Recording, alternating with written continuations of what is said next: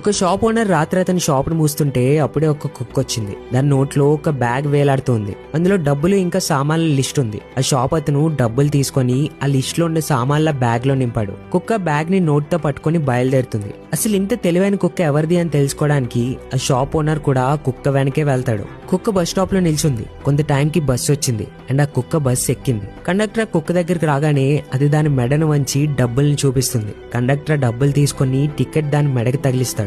ఎప్పుడైతే దాని స్టాప్ వచ్చిందో కుక్క దాని తోక నూపి కండక్టర్ కి ఆపమని చెప్తుంది. ఇంకా బస్సు ఆగుతూనే అది దిగిపోతుంది. షాప్ ఓనర్ ఇప్పటికీ అంతే ఆసక్తితో దాని వెనక్కి వెళ్తాడు. కుక్క ఇంటి డోర్ ని కొట్టింది. లోపల నుంచి దాని ఓనర్ వచ్చి లాఠీతో కొట్టడం మొదలు పెడతాడు. ఆ షాప్ అతను వెళ్లి ఆ కుక్కను కొట్టడానికి కారణం అడిగాడు. అతను ఇలా అంటాడు, ఇది నా నిద్రని చెడగొట్టింది, తాళం దాంతో పాటు తీసుకెళ్లొచ్చు కదా.